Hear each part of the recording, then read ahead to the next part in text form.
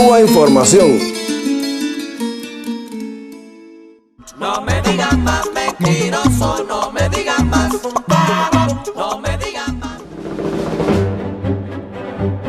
El sistema económico socialista de Cuba es un fracaso, nos repiten desde los grandes medios, para quienes solo existe una opinión en la materia. La de cubanólogos liberales como Carmelo Mesalago, profesor de la Universidad de Pittsburgh. Mientras silencian estudios, como los de Emily Morris, investigadora principal en el Banco Interamericano de Desarrollo y profesora de la Universidad College de Londres. En ensayos como Cuba Inesperada o El rumbo de Cuba, Morris estudia la aguda crisis económica de Cuba en los años 90, producto de la desaparición de su comercio con la Unión Soviética, y la compara con la que sufrieron en aquellos mismos años la propia Rusia y el resto de países del este de Europa que acometieron reformas de mercado. Recordemos que en menos de 5 años, entre 1989 y 1993, Cuba redujo un 75% su gasto en importaciones y su Producto Interno Bruto se contrajo más del 35%. Se imponía entonces una única receta para Cuba, una terapia económica de choque. Un cambio rápido al mercado libre era inevitable, decían los medios, porque el bloqueo de Estados Unidos impedía lo que sí tenían garantizado en el este de Europa, el financiamiento del Fondo Monetario Internacional y del Banco Mundial. Morris expone que la trayectoria económica de Cuba en aquellos años siguió una tendencia recesiva similar a la de sus antiguos socios, pero el impacto social fue mucho menos severo.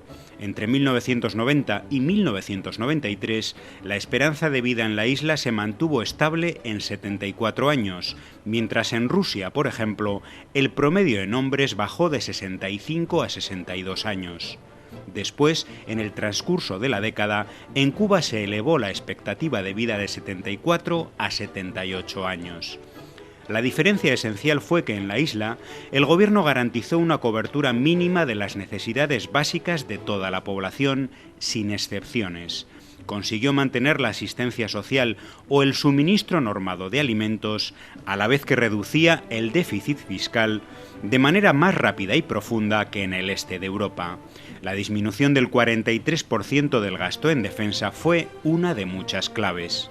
Cuba descartó de plano el proceso de privatización masiva que acometieron sus antiguos socios y el Estado conservó su papel central en la economía. Frente a una política de atracción masiva de inversiones, mantuvo reglas soberanas estrictas y seleccionó sectores estratégicos para la captación de capital, principalmente aquellos que, como el turismo, aportaron divisas de manera rápida y capacitaron al personal cubano en técnicas de gestión empresarial.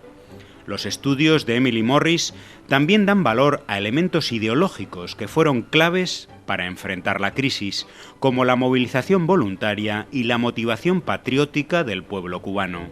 A ello ayudó la caracterización de la coyuntura por Fidel Castro como un periodo especial en tiempo de paz, para cuyas duras consecuencias se requerían unidad, sacrificio y solidaridad. Pero frente a la terapia de shock del Fondo Monetario Internacional, aplicada en el este de manera vertical y ejecutiva, en Cuba las reformas se realizaron tras varios procesos de debate y consulta masiva a la población, lo que fue esencial para su legitimación.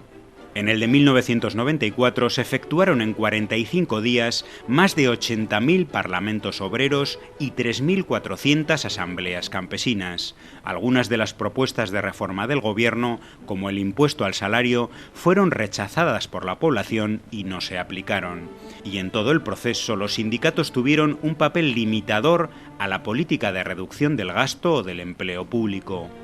La académica británica Emily Morris, sin ocultar sus contradicciones, sostiene que Cuba ha demostrado que un modelo pilotado por el Estado, que incorpore de manera controlada mecanismos de mercado, obtiene mejores resultados sociales, pero también económicos, algo que asegura debería ser reconocido en el mundo. Pero sus ensayos, siquiera una reseña breve, siguen esperando a ser publicados en El País, Clarín, Le Monde o The New York Times, para quienes solo son funcionales las recetas de los cubanólogos neoliberales.